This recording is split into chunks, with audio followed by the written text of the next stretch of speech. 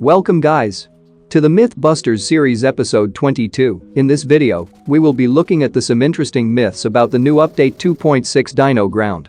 Starting with the first myth, if you activate the new rooftop feature on Murado vehicle, it will block bullets and save your life. In the latest update, Murados can spawn in a wrangle. It also has this cool new retractable rooftop function. But the real question is, can this retractable roof block bullets? Well, let's find out. So first let me get on the vehicle and shoot at the opponent's head without a roof. The bullets are clearly damaging the opponent. But now let's retract the rooftop and try shooting at the opponent.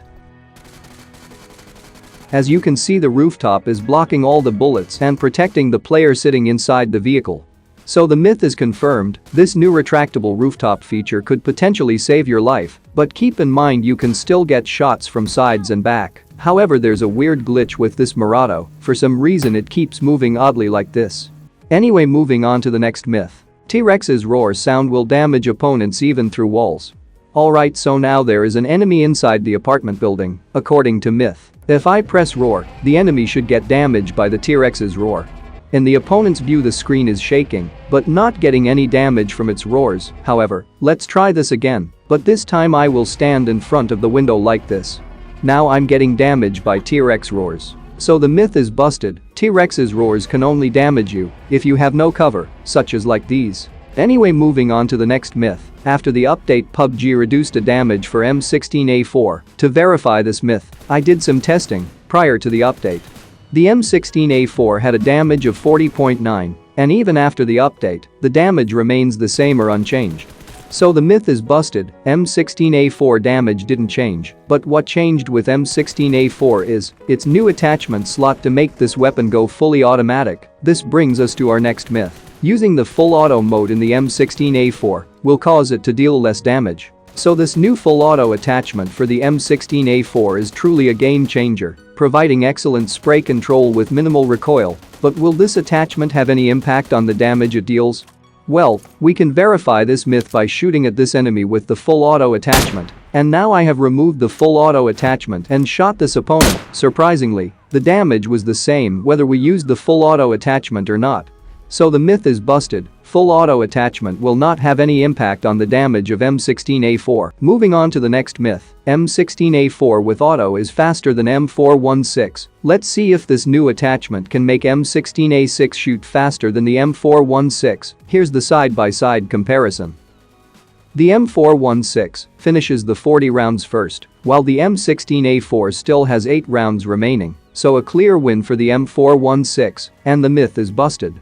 The M16A4 with the full auto attachment does not shoot faster than the M416. Moving on to the next myth, you can kill T-Rex faster by shooting in his head. T-Rex is a very strong dinosaur, it's built like a tank. It took about 98 bullets with M416 to defeat this dinosaur. And now I will aim for the head and fire to see if it deals more damage. Oh no, it took the same 98 bullets to defeat T-Rex even when shooting in the head. So the myth is busted. Moving on to the next myth, you can't get damaged by grenades while driving T-Rex. So there's an opponent sitting in the T-Rex. Firstly, let's see if the Molotov cocktail does any damage to T-Rex and the player driving it. Molotov cocktail has no effects on T-Rex. Now let's try grenades. It seems that grenades will deal damage to both T-Rex and the players in it. So the myth is busted. T-Rex will get damaged by grenades, but it would take a lot of them to defeat T-Rex. Moving on to the next myth, flying dinosaurs can land on trees, you can camp there. So this flying dinosaur, also known as pterosaur, can land on trees? Let's see. Flying pterosaur can freely roam in the air, so I will take it on top of a tree and slowly try to land. It seems like I did land on top of the tree, but for some reason it just fell down. I have tried this on multiple trees, and almost every time this pterosaur fell off from the branches of tree.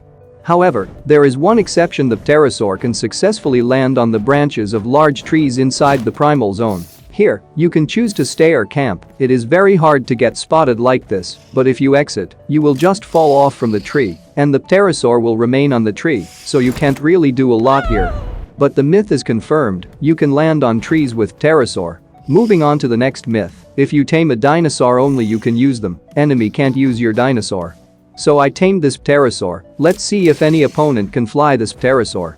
Unfortunately, your opponents can still use your dinosaurs, so the myth is busted.